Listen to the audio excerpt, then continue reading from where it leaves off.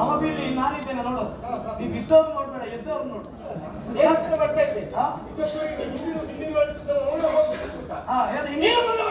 ನಿನ್ನನ್ನು ಹಿಂದೆ ಕಳಿಸುವುದಕ್ಕಾಗಿ ನಾನು ಮುಂದೆ ಬಂದದ್ದು. ನಮ್ಮ ಶರಾದಿಗಳನ್ನು ಹಿಡಿದು ಬಂದಿದ್ದೇನೆ. ನಿನ್ನಲ್ಲಿ ಶಕ್ತಿ ಉಂಟು ಅಂತಾದ್ರೆ, ಪರಾಕ್ರಮ ಉಂಟು ಅಂತಾದ್ರೆ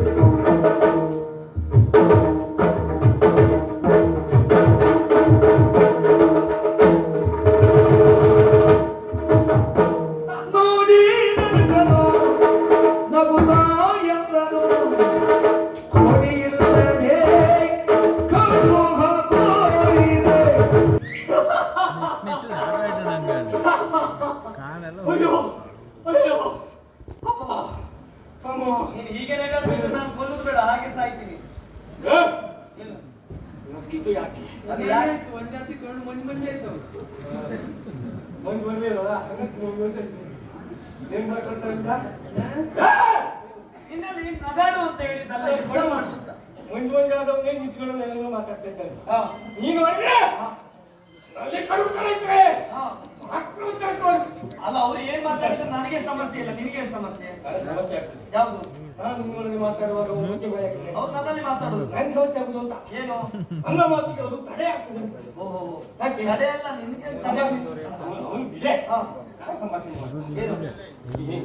ಸಂಭಾಷಣೆ ಮಾಡುವಂತ ಹೇಳಿದಲ್ಲ, ಯುದ್ಧ ಮಾಡುವಂತ ಹೇಳಿ ನನಗೆ ಸಮಸ್ಯೆ ಆಗುದು. ಏನು? ನಿಮ್ಮಂಥವರಲ್ಲಿ ಚಂದನ ಹೆಣ್ಣಲ್ಲಿ ಮಾತಾಡ್ಬೇಕು ಅಂತ ಸಾಗುವ ಹೊತ್ತಿಗೆ ನೀನು ಹೊಡಿದ್ರೆ ಕೊಯ್ಲಲ್ಲಿ ಗೊತ್ತುಂಟು ಧರ್ಮವಿದ್ಯೆ ಅಂತ ಹೇಳಿರ್ತೀನಿ. ಯುದ್ಧ ಮಾಡುವಂತ ಹೇಳ್ತೀಯಲ್ಲ, ಹೌದು. ಏನು ಏನು ಎತ್ತ ಎಷ್ಟು ಏನಾದ್ರು ಗೊತ್ತುಂಟು ಸ್ವಲ್ಪ ನಿನಗೆ? ಏನು ಜಾತಕ ಓದಿಕೊಂಡ ನಿನಗೆ? ಅದಲ್ಲ, ಯುದ್ಧ ಕ್ಷೇತ್ರದಲ್ಲಿ ಸ್ವರೂಪ ನೀನು ಹೆಣ್ಣು. ಹೆಣ್ಣಿನಲ್ಲಿ ಯುದ್ಧ ಮಾಡಬಾರ್ದು. ಹೆಣ್ಣಿನಲ್ಲಿ ಯುದ್ಧ ಮಾಡುವುದು ಹೆಣ್ಣು ಮಕ್ಕಳ ಆಭರಣವನ್ನು ಅಪಹರಿಸ್ತಾ ಇರ್ಬೋದು, ಅದು ಒಳ್ಳೇದು. ಯಾಕೆ ಯಾಕೆ? ಮತ್ತು ಬಿಟ್ಕೊಳ್ಳಿಕ್ಕೆ ಆಗ್ತದಲ್ಲ, ಕದ್ಕೊಂಡು ಬರುದು. ಕತ್ಕೊಂಡು ಬರುವುದಲ್ಲ. ಗತಿ ಇದು ಒಳ್ಳೆಯದಾ? ಗತಿ ಉಂಟಲ್ಲ, ಮತ್ತೆ ಅದು ಕ್ರಮ ಉಂಟು. ಏನು? ನಮಗೆ ಬೇಕು ಅಂತ ತರು. ಹೆಣ್ಣು ಮಕ್ಕಳು ಹೇಗಿರ್ಬೇಕು ಅಂತ ಪಾಠ ಮಾಡ್ತೀಯಾ? ಹೆಣ್ಣು ಮಕ್ಕಳ ವಸ್ತುಗಳನ್ನು ಅಪಹರಿಸಬಾರದು ಅಂತ ನಿನಗೆ ಗೊತ್ತಾಗುದಿಲ್ಲ. ನಾವು ಅಪಹರಿಸಿ ತಂದದ್ದಲ್ಲ, ಮತ್ತೆ ನಮಗೆ ಸಿಕ್ಕಿತ್ತು ದಕ್ಕಿತ್ತು. ಏನ್ ಸಿಕ್ಕಿದ್ದು? ನೀ ಏನ್ ಹೇಳ್ತಾ ಇದ್ದೆ ಅನ್ನೋದು ನಮ್ಗೆ ಗೊತ್ತುಂಟು.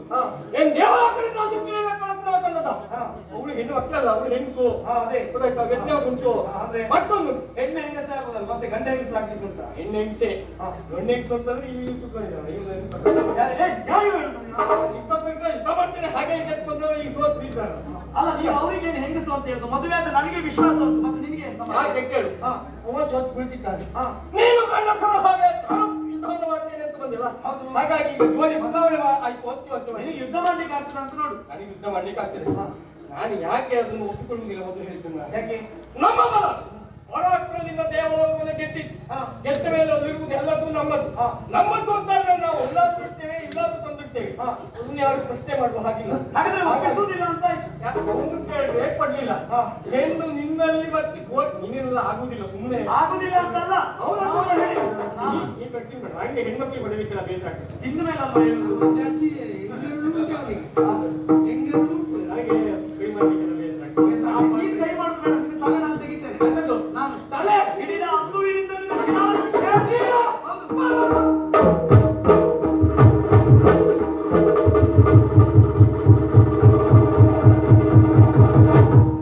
ಸತಿ ಪುರುಷರನ್ನಾಗಿ ಸಮರದಿ ನಿರಲು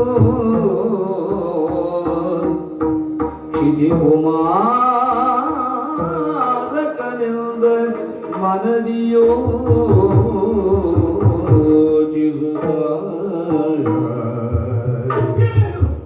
ಬ್ರಹ್ಮನುಡಿ ನಿಜವಾಯ್ತು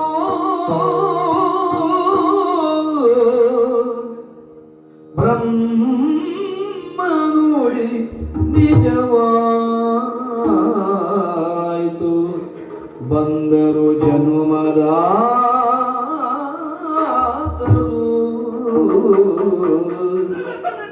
ಎಲ್ಲ ಜನುಮದಾತರು ಬಂದಿಗರು ಎನ್ನುತ್ತಲೀಕ್ಷಿಸಿ ಜನುಮದಾತರು ಬಂದಿಗರು ಎನ್ನುತ್ತಲೀಕ್ಷಿಸಿ ಸನ್ನುತಿಸಿ ತಾನುಡಿದ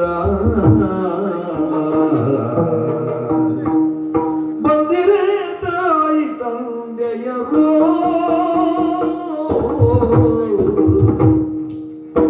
ಬಂದಿರೇ ತಾಯಿ ತಂದೆಯರೋ ಬಂದಿರೇ ಲೋಕಪಾಲಕರು ಬಂದಿರೇ ಲೋಕಪಾಲಕರು ಕಂದನ ಜೀವನದ ಬಂಧನವ ಧರಿಸಲು ಕಂದನ ಜೀವನದ ಬಂಧನವ ಧರಿಸಲು ತಂದೆ ತಾಯಿಗಳಿಂದು ಒಂದುಗೂಡುತ್ತಲಿಯೇ ತಂದೆ ತಾಯಿಗಳಿಂದು ಒಂದುಗೂಡುತ್ತಲಿ ಬಂದಿರೆ ಬಂದಿರೆ ಬಂದಿರೆ ತಾಯಿ ತಂದೆಯರು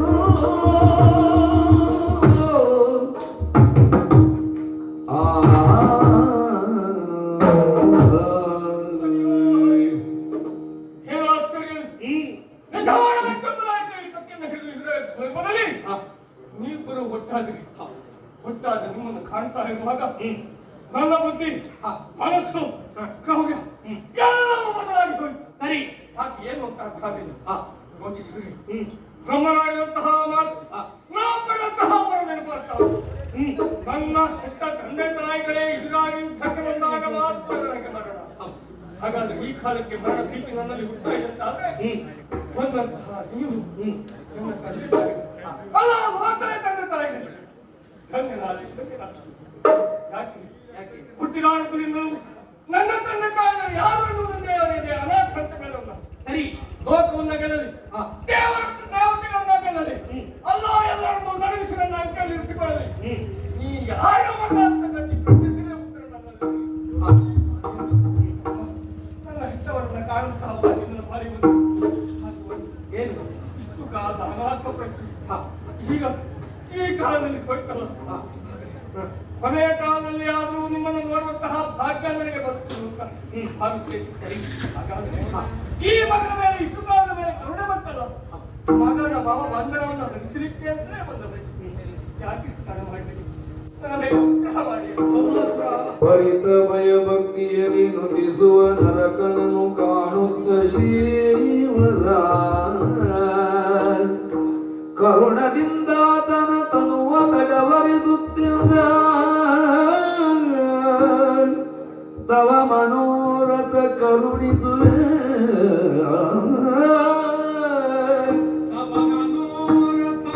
ಕರುಣಿಸುವೆ ನೀನನ್ನು ಜದಿರು ಮಗನೇ ಆ ಆ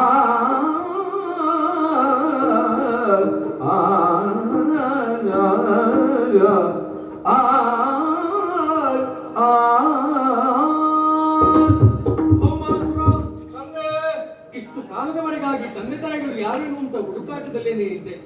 ಮನಸ್ಸು ತೊಳಲಾಟದಲ್ಲಿತ್ತು. ಗೊಂದಲದ ಗೂಡಾದಂತ ಮನಸ್ಸಿಗೆ ಏನು ಮಾಡಬೇಕೆನ್ನುವ ಹಾಗೆ ದಿಕ್ಕು ತೋಚದೆ ದೇವಲೋಕದವರೆಗಾಗಿ ಹೋದವ ನೀನು ಅಲ್ಲಿಯೂ ನಿನ್ನ ಹುಡುಕಾಟವನ್ನು ಪ್ರಾರಂಭಿಸಿದೆ. ನಿನ್ನ ಹುಡುಕಾಟಕ್ಕೆ ಕೊನೆಯೇ ಇಲ್ಲದಿರುವಂತ ಸಂದರ್ಭ, ಸಹನೆ ಎನ್ನುವುದು ಮಿತಿಮೀರಿ ಹೋದಾಗ ಅಸುರಿ ಪ್ರವೃತ್ತಿ ಎನ್ನುವುದು ಮನದಾಳದಲ್ಲಿ ಮೂಡಿದ್ದು ಹೌದು. ಆ ಮೂಲಕವಾಗಿ ಅಜ್ಞಾನದ ಅಂಧಕಾರದಲ್ಲಿ ಇಳಿದಂತ ನೀನು ಮಾಡುವ ಕಾರ್ಯದಲ್ಲಿ ಎಡವಿದೆ. ದೇವತೆಗಳಿಗೆ ಉಪಟಳವನ್ನು ಕೊಟ್ಟೆ, ಸುವಸ್ತುಗಳನ್ನು ಅಪಹರಿಸಿ ತಂದೆ. ಅಯ್ಯ, ಹಾಗಿದ್ರೆ ಇವತ್ತಿನ ದಿವಸ ನಿಮಗೆ ಸತ್ಯದ ದರ್ಶನ ಆಗಬೇಕು ಅನ್ನುವ ಹಾಗೆ ನಾನೇ ಸಂಕಲ್ಪಿಸಿದ್ದು. ಆ ಮಾತ್ರದಿಂದಲಾಗಿ ನೀನು ಈ ರೀತಿಯಾಗಿ ನಡೆದುಕೊಂಡವ. ಹಾಗಿದ್ರೆ ಬಂದು ನಿಂತವರು ನಿನ್ನ ತಂದೆ ತಾಯಿಗಳು ಯಾವ ನೆಲೆಯಲ್ಲಿ ಎನ್ನುವುದು ನನಗೆ ಪ್ರಶ್ನೆ ಆಗಿರಬಹುದು. ಇನ್ನೊಂದು ಸಂದರ್ಭ, ಹಿರಣ್ಯಾಕ್ಷನನ್ನ ಕೊಲ್ಲುವಾಗ ವರಾಹನಾಗಿ ಹೋದವನಾರು ಅವನನ್ನ ಕೊಂದು ಕಳೆದೆ, ಭೂಮಿಯನ್ನು ಯಥಾಸ್ಥಿತಿಗೆ ತಂದಿರಿಸಿದೆ. ಆ ಸಂದರ್ಭದಲ್ಲಿ ಭೂದೇವಿಯ ಬಂದು ಹೇಳಿದ್ದು, ದಿವ್ಯವಾದಂತ ನನ್ನ ರೂಪವನ್ನು ಕಂಡು ನನ್ನನ್ನು ಸೇರಬೇಕೆನ್ನುವಂತ ಆಸೆಯನ್ನು ಹೊರಟಾಗ ಅವಳ ಮಾತಿಗೆ ಮಲ್ಲೆ ಎನ್ನದೆ ಅವಳನ್ನ ಸೇರಿದರ ಪರಿಣಾಮವಾಗಿ ವರಾಹ ಹಾಗೂ ಭೂದೇವಿಯ ಸಾಂಗತ್ಯದಿಂದ ಹುಟ್ಟಿಕೊಂಡವರೇ ಭೌಮಾಸುರ. ಭೂಮಿಯಲ್ಲಿ ಹುಟ್ಟಿದ ಕಾರಣ ಭೌಮಾಸುರ. ನರಕಪಾಲಯದಲ್ಲಿ ಬಿದ್ದೆ, ನರಕಾಸುರನಾಗಿ ಕಾಣಿಸಿಕೊಂಡೆ.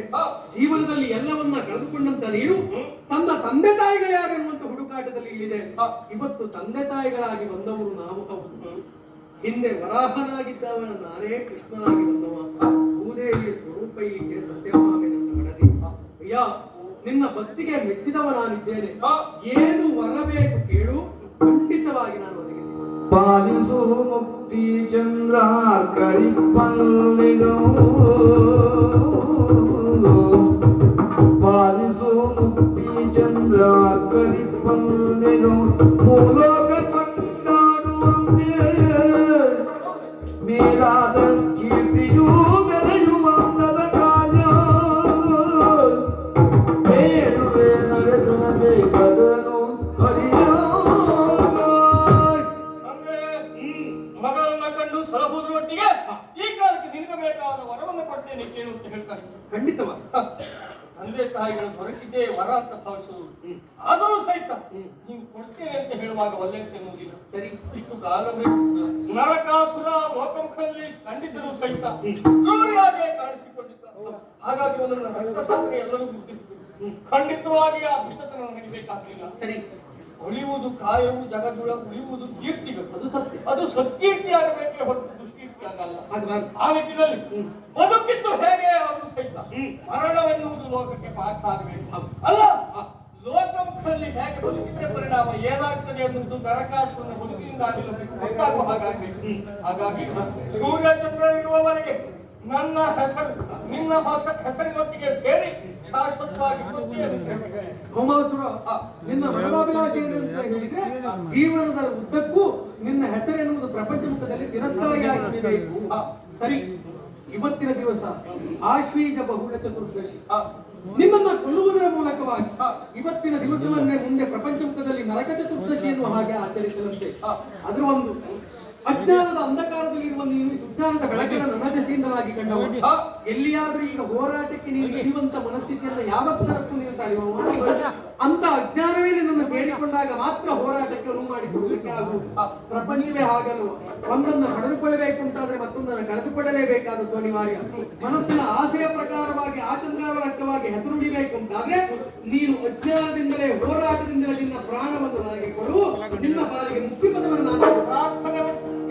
ಅಜ್ಞಾನ ಅಂದ್ರೆ ಅಜ್ಞಾನ, ಲೋಕಮುಖದಲ್ಲಿ ಇರುವಂತಹ ಜೀವನದವರು ಕೂಡ ತಮ್ಮ ಅಂಜನವನ್ನು ನಾರದಿಂದಲೇ ನಾರಾಯಣ ದೀಪವಾದ ಜಲದಿಂದ ತೊಳೆದುಕೊಂಡು ಅಭ್ಯಂಜನವನ್ನು ಮಾಡಿ ಆಚರಿಸುವುದು.